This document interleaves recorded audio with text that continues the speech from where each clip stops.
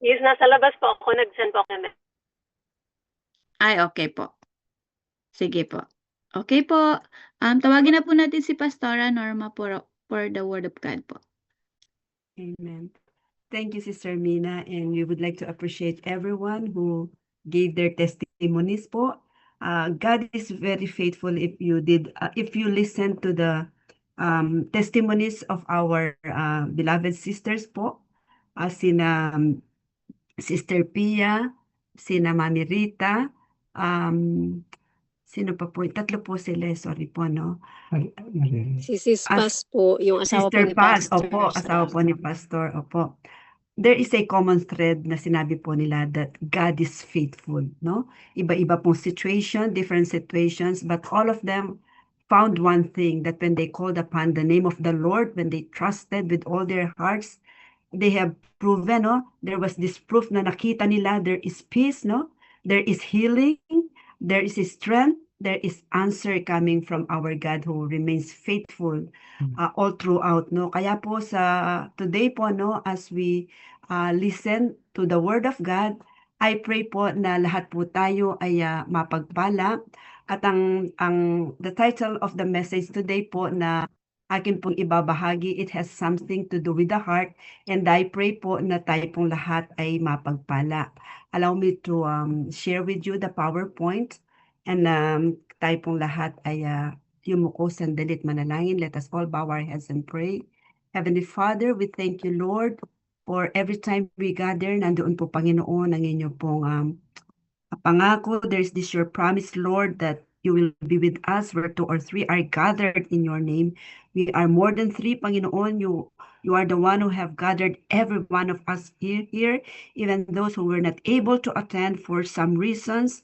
We pray, Father God, wherever they are, they would hear your voice, Panginoon, Lord. They would obey your word. They will experience comfort and peace. Just as we are praying today, Lord, we ask for your Holy Spirit to be with us, to give us the clarity of your word, Panginoon. Pangunahan mo po kami at kayo pong magpala sa iyong salita. Pagpalain mo po ang iyong banal na salita. This is our prayer in Jesus' name. Amen. Amen. So, I might close my video po, yung pong camera, kasi po ako po ay yung pong mata ko ay sensitive po sa light para hindi po ako asiwa ano po. Allow me to close the camera po para lang po maging ano po ako, no, hindi po ako naaasiwa. Ayan. But nevertheless, if you can hear my voice clearly, salamat po sa Panginoon. So the title of the message is Warning Signs of Developing a Hard Heart. All of us have hearts, lahat po tayo ay may puso, kaya this message is for all of us, including me, na inyo pong tagapagsalita ngayon, tagabahagi ng salita ng Diyos. Ang hardening po, sa simpleng ay maihan po pag nagkaroon po tayo ng callus, no? Or like the building up of tough bone fibers that bridge a fracture. We have a doctor here, si Dr. Iris, at siguro po mas bihasa siya sa explanation, no? Pero simple lang po ang aking ipapakitang example dito kung ano yung ibig sabihin ng hardening bago tayo pupunta doon sa spiritual meaning of the message. So hardening is one picture sa left po ay yung mga playing the guitar. Alam po yan ng mga guitarist, no? Nagkakakalyo ang may mga bihasa sa gitara because without those calluses, no, yung mga kalyo, masakit po yan. So magkakaroon po ng hardening, kaya yan po na makita nyo ito talagang how many times these hands or these fingers have strummed the guitar to have the callus. So may hardening na po. So no pain anymore. Ito naman pong sa isa ay you can see here na meron pong bone fiber. Kapag po may nahulog, there is a fall, lalo na po sa mga matatanda, kung kaya pa pong gawin, no? Nagkakaroon po sila ng kalyo, no? Nagkakaroon po sila ng kalyo. Hindi, yung pong bone kapag naputol para to strengthen, ang sabi po doon sa nabasa ko, magkakaroon po ng fibers sa gilid, sa paligid, yan po ay matigas upang balutin kung ano man yung nasira. So that that hardened substance around the bone will help to heal, no? Kahit po sa ibang parte ng katawan. In a way, hardening is good.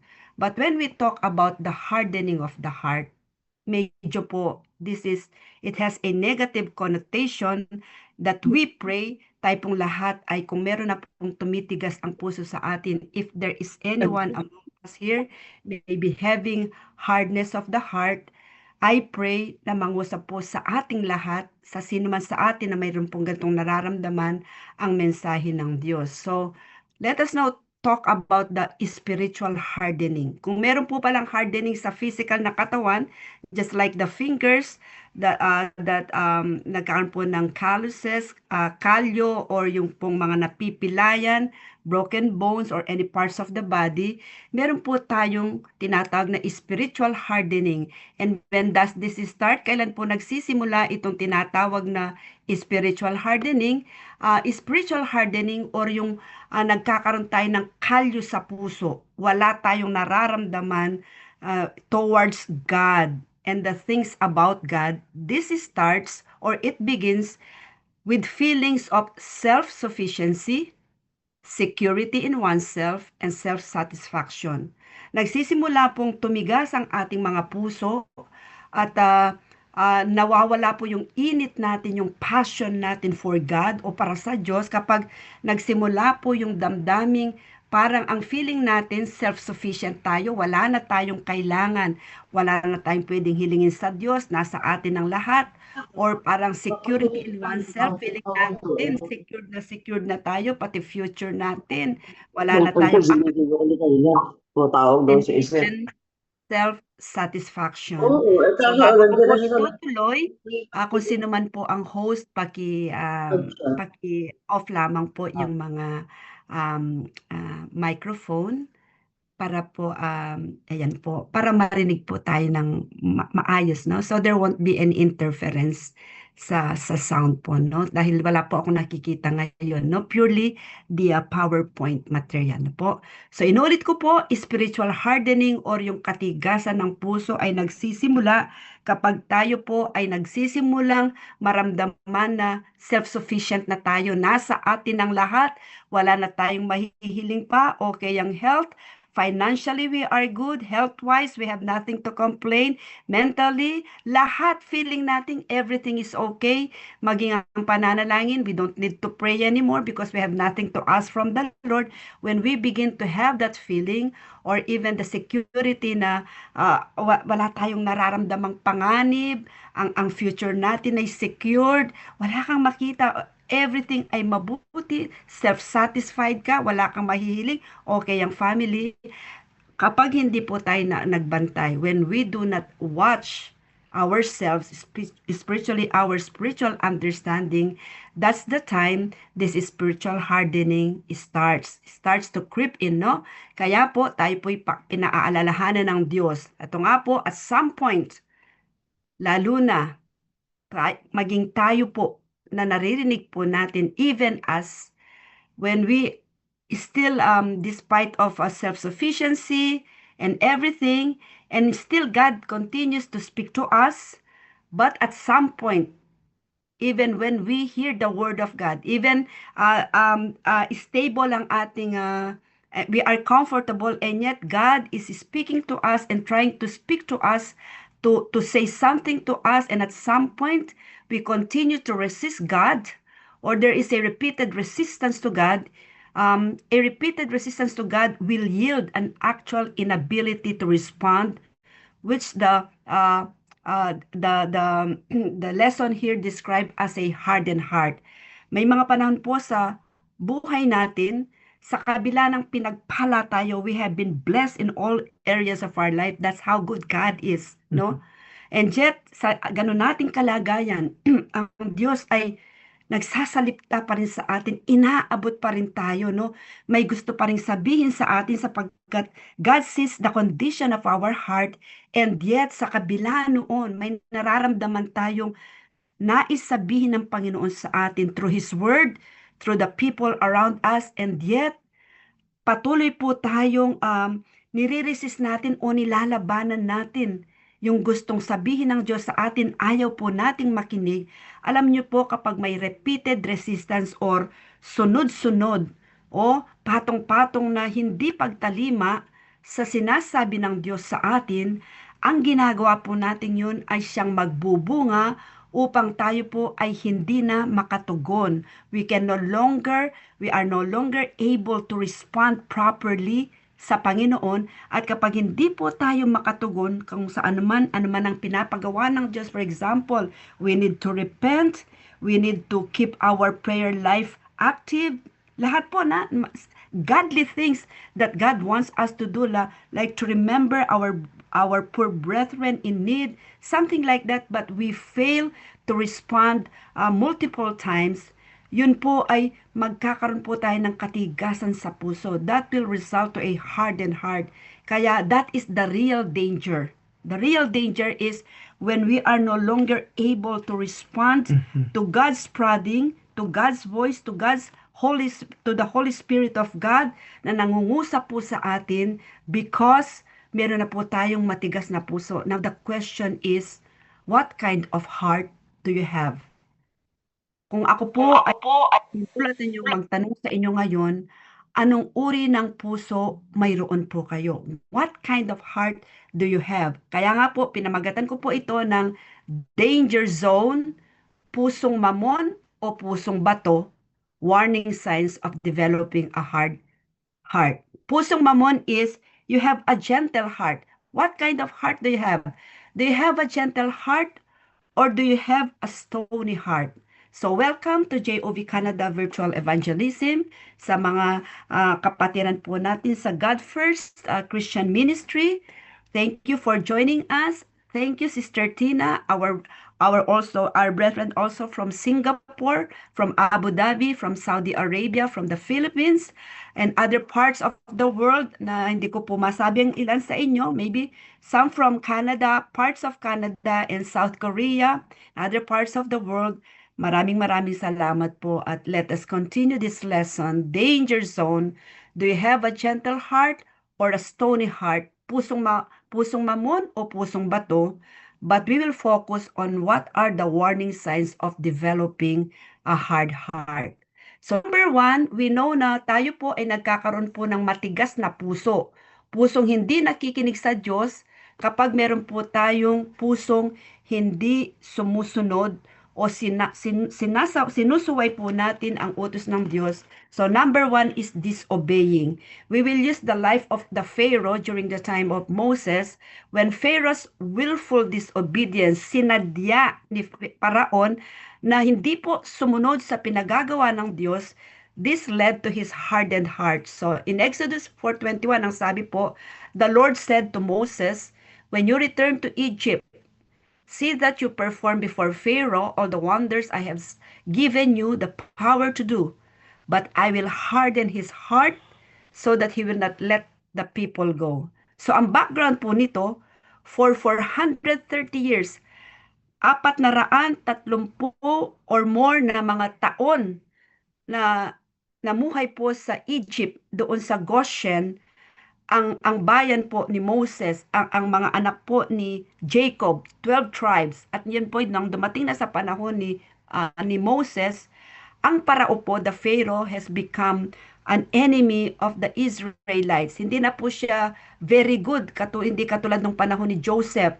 And so because the people of God for 430 years, they were subjected to oppression, nagtatrabaho sila ng walang sweldo. So they cried out to the Lord, and the Lord heard their prayers. And so pinadala po niya si Moses. As ang sabi niya dito sa Exodus 4:21, pumunta ka, pagbalik mo sa Egypt, sabi po niya gano'n, no?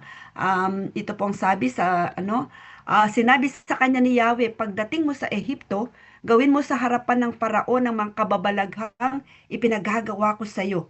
binigyan kita ng kapangyarihang gawin ang mga ito. So God is prepared to let His people go to deliver His people, to give them freedom, to set them free from the hands of the Pharaoh, and He has equipped Moses for the many miracles, 10 miracles that Moses would perform, kababalaghan, para po ang parao ay maniniwala. Bakit 10? Bakit 10 mga plagues? Why 10?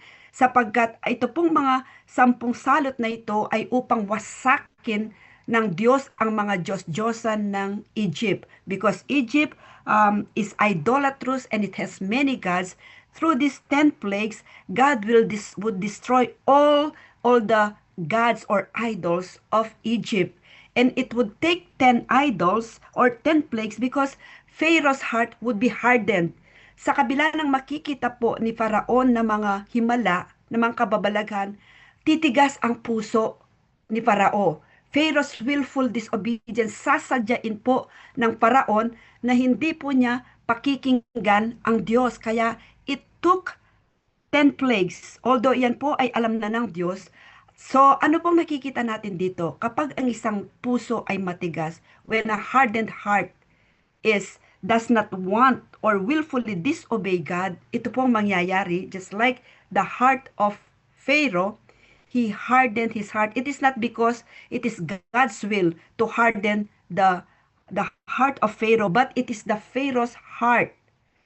Sa kabila ng ang Diyos na ang kumakausap sa kanya through Moses, pinapatigas pa ng parao ang kanyang puso. Now, application sa ating mga buhay, maybe we will say, oh, what kind of ruler is Pharaoh? Napakatigas ng puso.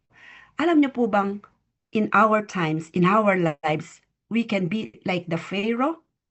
Na many times, God has shown us many miracles in our lives.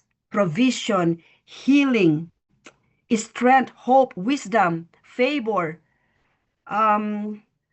lahat po, protection, everything God has shown to us, to all of us. And yet, when God is calling our attention, sometimes po, we willfully disobey God, or sometimes we would go to God to pray for something, but our mindset, our decision has already been made. Kunwari, sasabihin natin sa Panginoon, Lord, give me this. Lord, bless this. Lord, help me this. Help me in my problem or help me in my plan. Pero ang totoo, decided na tayo. We have already made a decision that when God answers and it is different from what we expect, we will continue to follow what we have decided in our hearts.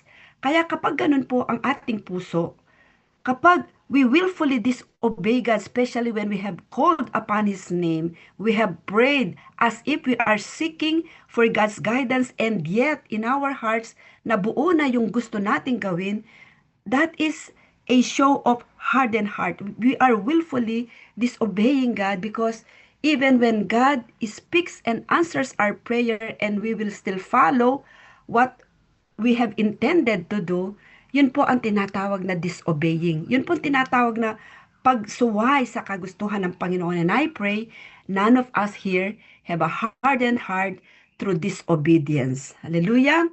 Amen. Pangalawa po na cause, na delikado po, a warning sign of developing a hardened heart is having wealth and prosperity. Delikado rin po pala ang yumayaman at nagiging matagumpay sa buhay, no? So, taking God's blessings for granted can cause us to feel as if they are owed to us. Kapag pinagpala po tayo ng Diyos at hindi po natin ito pinapansin, parang wala lang, no? Nandiyan yan eh.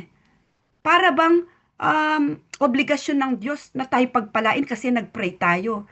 Para bang obligasyon ng Diyos na tayo pagpalain kasi naging mabuti tayo, no? When we take God's blessings for granted, that can cause us to feel as if they are owed to us. Then, having wealth and prosperity can lead us to have a hardened heart. Sabi po sa Deuteronomy 8:6-14, and I wrote it in Tagalog, sa Tagalog ko po siya, no? Kaya matakot kayo sa Kanya at sundin ang Kanyang mga utos. So, God through Moses is telling the Israelites, After God has freed them from Egypt para po dalhin sa wilderness for them to worship God, and then finally to the promised land, here is the reminder to them, a solemn reminder to have the fear of the Lord and always obey the commands of God. Sapagkat kayo dadalhin niya sa isang mainam na lupain, sagana sa tubig. It is a land flowing with milk and honey. It means wealth and prosperity for the Israelites. Maraming batis at bukal na umaagos sa mga burol at mga kapatagan, whether they are in the valley, they are in the mountainous areas. There will be blessings. There will be trigo. Sagana sila sa trigo, wheat, barley, cebada, ubas, grapes, higos, bunga ng punong granada, pomegranate, olives, and honey. Ganyan po ang blessings ng Panginoon. Ang sabi po, doon ay hindi kayo magkukulang ng pagkain o anumang pangangailangan. Kayo pong mga taga Singapore, kayo mga Canada, taga US, are we not experiencing prosperity in terms of food? Maging sa Pilipinas, sa mga pinagpapala, kahit saan, hindi ba nararanasan din natin ito? Hallelujah! Ang mga bato roon ay makukunan ng bakal at makukunan ng mga tanso ang mga burol. Maraming mga ginto sa Saudi Arabia, even here, maraming mga alahas. Mabubusog kayo roon at pupurihin ninyo si Yahweh, just like when God has brought the Israelites to the promised land. They will be filled with good things.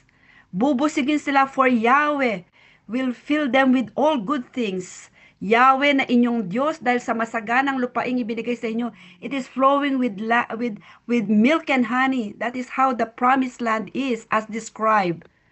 Pero ang sabi po sa verse 11 of Deuteronomy chapter 8, huwag ninyong kalilimutan si Yahweh na inyong Diyos. Do not forget God, the Lord your God. Obey His commands. Sundin ninyo ang kanyang mga utos at mga tuntunin. Kung kayo'y namumuhay na ng sagana, nakatira na sa magagandang bahay. How many of you here have 2 to 3 houses? 2 to 3 cars? Ano po? Ilan sa atin ang merong ganyan? Ganyan din po ang pinangako ng Panginoon to the Israelites. At ang sabi po, at marami ng alagang hayop, at marami ng naipong pilak at ginto. How many of us here have fat bank accounts? May mga ginto kayo, may mga alahas. Ganyan po ang the same promise of God to the Israelites. Pero sabi po sa verse 14, huwag kayong magmalaki. Huwag niyong kalilimutan si Yahweh na nagpalaya sa inyo mula sa pagkailipin sa bansang Egypt. This is a stern warning to the Israelites. Yes, they will be blessed. Yes, they will be prosperous. They will have all the good things in life, fine things in life. But here is a solemn reminder to them. Do not be stiff-necked. Do not be proud. Do not forget Yahweh. Do not forget your God who has delivered you from Egypt. Diba tayo po?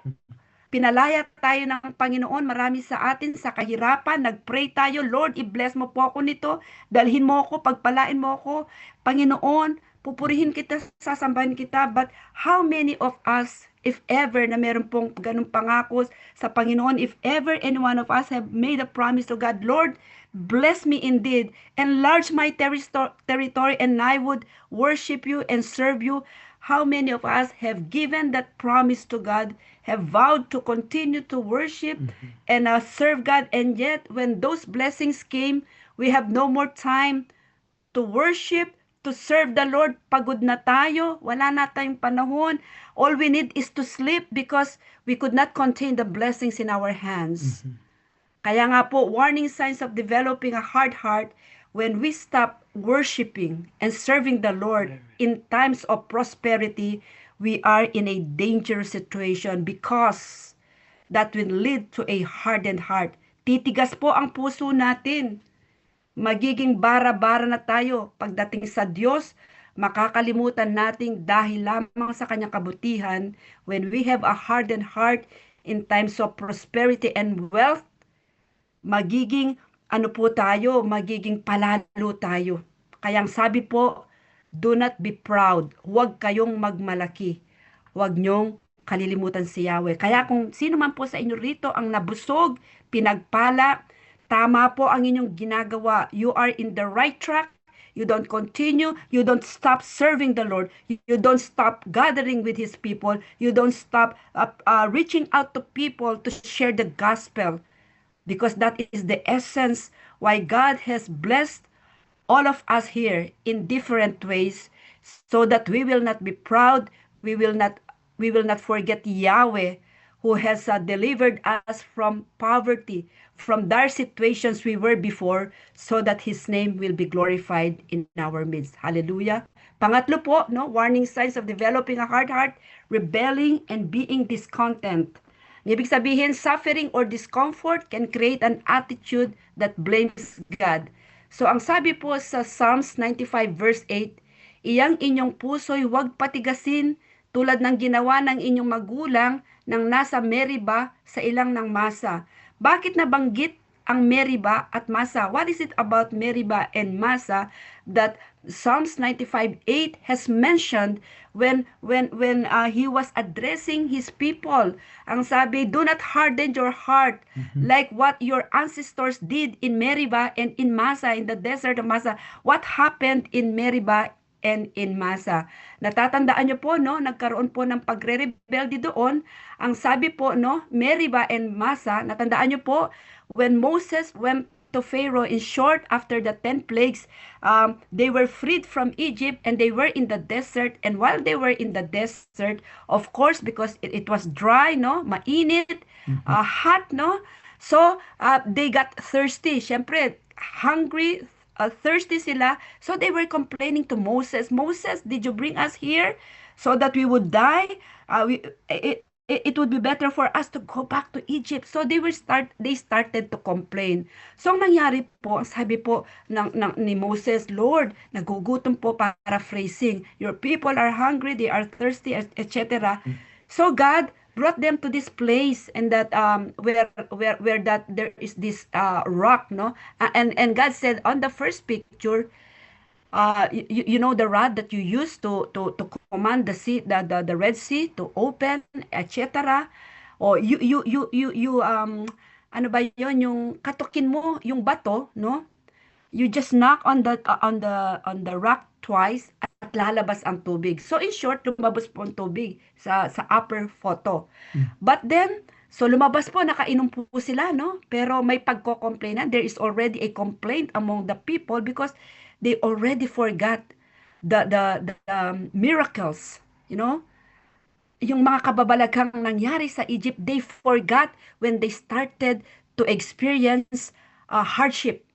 Kaya yun po, ano, the hardening of the heart ay nagsisimula rin kapag nagsisimulang magrebelde sa Diyos at hindi maging kontento dahil lamang nakakaranas ng kaunti, small, short, little suffering or discomfort when we do not guard our hearts regarding this little discomfort or discontentment that we feel this discontentment, and we forget about the past blessings or favor of the Lord, magkakaroon po tayong matigas na puso. So, yung pangalawa pong picture, dito po makikita nyo, instead of Moses looked angry. Totoo pong nagalit siya dyan. Kasi po, ito po ang, this is the instruction of God.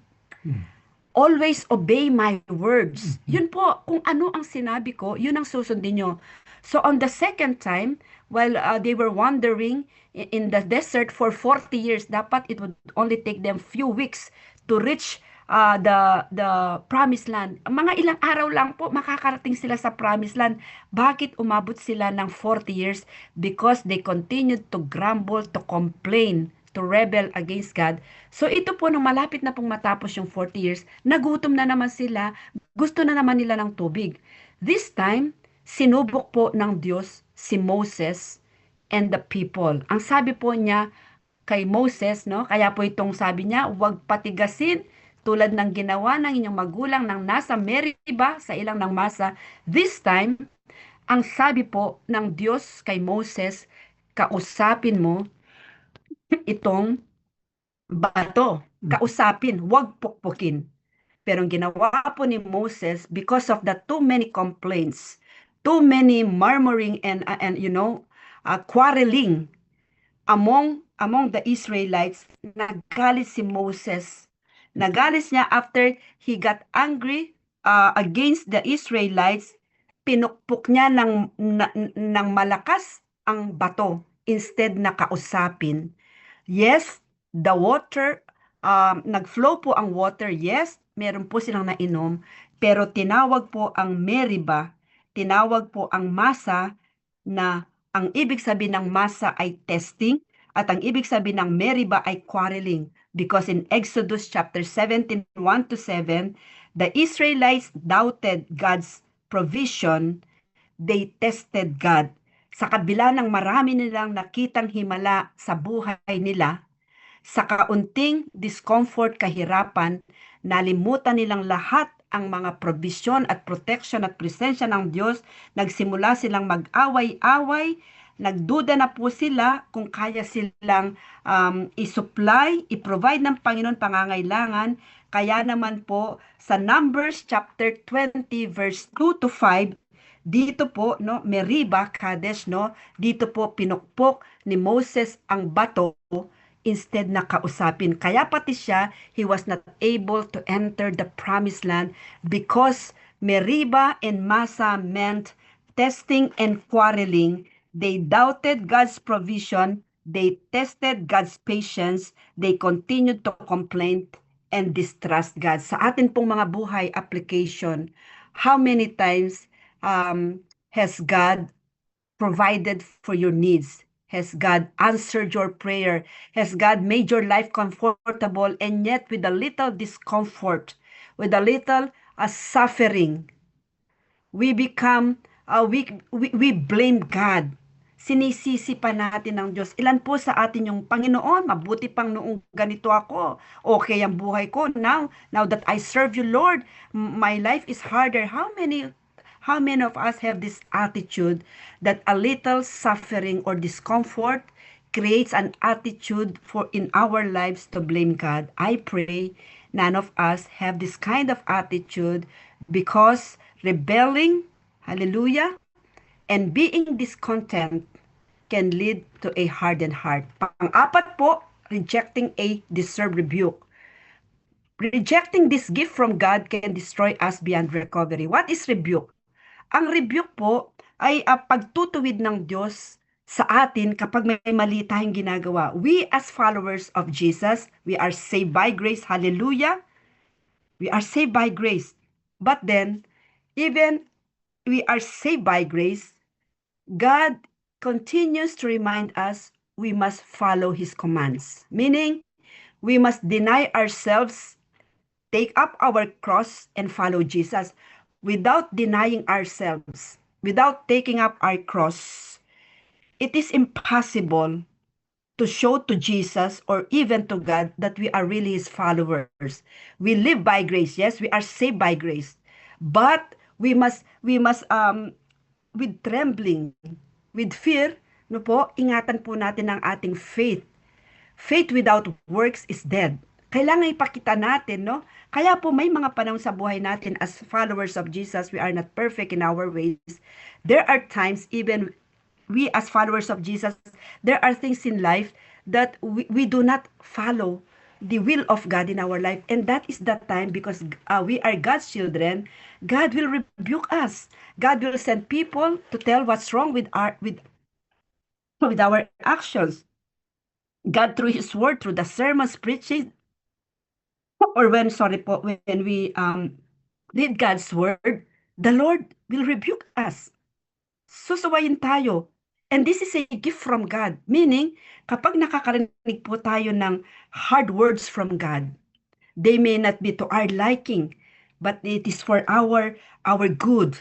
Then we must accept it with all our heart, because it is a gift from God, para po mapabuti ang buhay natin. But when we reject this gift from God, this gift of rebuke from God, that will destroy us beyond recovery.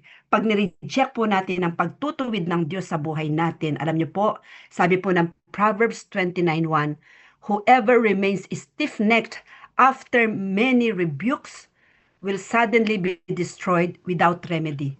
Tingnan ko po sa Tagalog, ang taong ayaw magbago ay hindi maliligtas. Ang hindi makinig ng payo ay mapapahamak. Sa English po ang sabi, many rebukes, ibig sabihin, hindi lang minsan kinorek tayo. Hindi lang minsan pinagsabihan tayo. Hindi lang minsan pinaalalahanan tayo, especially from the Word of God. If this many rebukes coming from the Word of God have taken place in our lives, and yet we remain stiff-necked, meaning hindi po tayo nakikinig. We continue to do our own ways. Alam niyo po, sabi ng Bible, will suddenly be destroyed. Bigla po yan, no? Hindi po dahan-dahan. Masisira po tayo at wala na po tayong, hindi na po tayo makakapag-recover. Ang sabi sa English, sa Tagalog po, ang taong ayaw magbago. So, ang ibig sabihin ng ang taong ayaw magbago, ang sino man sa atin, any one of us here, who remains stiff-necked, and we don't want to change our ways for the better, or we do not want to listen to godly advice, makinig ng payo, ay mapapahamak. I pray, no? Hindi po tayo nagre-reject ng deserved rebuke. Ibig sabihin, kailangan talaga natin. Hindi lang yung may nainggit sa atin, kaya tayo pinapayuhan.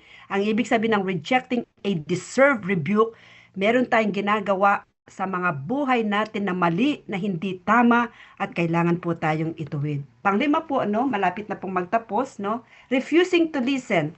Refusing to listen leads to a loss of spiritual hearing. Kapag pala tayo po ay ayaw na nating makinig, magiging bingi tayo kahit hindi tayo bingi. Sabi po sa Zechariah 7:11-13, ngunit hindi nila ito pinakinggan, matigas ang kanilang ulo at sila'y nagbibingi-bingihan. Ito po, nagbibingi-bingihan. They still have ears, but they refuse to listen. They act deaf, nagbibingi-bingihan. Ipinilit nilang sariling kagustuhan at hindi dininig ang sinabi ni Yahweh na makapangyarihan sa lahat sa pamamagitan ng mga propeta. Dahil dito, labis siyang nagalit sa kanila. Now, the context here is, God wants His people, the Israelites, to exercise justice, to be compassionate, no? Kasi po, they act religious. Outwardly, they are religious. They are performing what God wants them to do religiously, but inwardly, their hearts, wala pong compassion sa mga poor. They do injustice to their fellow men. So God wants them to mend their ways, and He would send them prophets. Pero sabi ng Panginoon, ang titigas ng inyong ulo, ang sarili nyong kagustuhan, ang inyong ginagawa. You are hard-headed, stubborn. And so God got angry with them. Labis siyang nagalit sa kanila. At ang sabi po sa Zechariah 7:13, nang magsalita ako sa kanila, hindi nila ako pinakinggan. Kaya gayunin din ang ginawa ko nang sila naman ang magsalita sa akin, hindi ko rin sila pinakinggan. Yan po ang sinasabi, no, na may kadugtong po yan, no. Sa atin po, when God speaks to us, let us listen to God's word. Whether it pains us, whether it is hurtful, it is still God's word. Because when we refuse to listen, many times, just like what happened in Zechariah, God continued to speak to His people, the Israelites, through the prophets He would send them, but the Israelites turned their ears, turned deaf ears. No, naging po silang nagbingi-bingihan. They refused, willingly refused to listen. That's why sabi ng Panginoon, that's why when they began to talk to me, I did not also listen. Alam niyo po sa atin, how many of us here have an unanswered prayers? Heart check. Probably, kaya po may mga panalangin tayong hindi pinapakinggan ng Diyos sapagkat mayroong gustong ayusin ng Diyos sa mga buhay natin. It will be probably, it's not because the answer is you wait or yes, but it's no outright because God does not want to listen, because at that time He wanted to speak to us, we refuse also to listen. This is a general application. In this passage, God was not talking to us. He was talking to the Israelites. But we can see here, their God is also our God. So if they refuse to listen, and if we also refuse to listen, the same thing will happen when we call upon the name of the Lord. hindi po siya makikinig. Heart check po yan, no? Para po magbulay-bulay tayo. Lord, what is something in our heart that is still and that needs to be taken away, that needs to be removed para wala pong hadlang, Panginoon, sa aking pananalangin sa iyo. And lastly po, failing to respond. Listening to God with no intention of obeying produces an inability to obey. Kapag tayo nga po'y nakikinig nga tayo pero wala po tayong intensyong sundin ang inuutos ng Diyos, wala pong mangyayari sa atin kundi hardened heart. Matthew 13:11-15, sumagot siya, ipinagkaloob sa inyong karapatang maunawaan ang hiwaga tungkol sa kaharian ng langit, ngunit hindi ito'y pinagkaloob sa kanila. Bakit po? Jesus was speaking in parables. Simple illustrations. Lahat po ay pwedeng maunawaan ang sinasabi ni Jesus, but these people that he was talking, ay ito pong mga, the Pharisees, most of them, they know the Word of God. They are familiar to the Scriptures, pero they refuse to respond to what Jesus is telling them. Kaya po sabi niya, sapagkat ang mayroon ay bibigyan pa at lalong magkakaroon, ngunit ang wala, kahit ang kakaunting nasa kanya ay kukunin pa. Nagsasalita ako sa kanila sa pamamagitan ng talinghaga sapagkat tumitingin sila ngunit hindi nakakakita at nakikinig ngunit hindi naman makaririnig ni nakakaunawa man. Natutupad nga sa kanila ang propesiya ni Isaias na nagsasabi, makinig man kayo ng makinig, hindi kayo makakaunawa kailanman, at tumingin man kayo ng tumingin, hindi kayo makakakita sapagkat naging mapuro na ang isip ng mga taong ito, mahirap makarinig ang kanilang mga tainga at ipinikit nila ang kanilang mga mata, kung hindi gayon, sana'y nakakita ang kanilang mga mata, nakarinig ang kanilang mga tainga, nakaunawa ang kanilang mga isip, at nagbalik loob sila sa akin at pinagaling ko sila.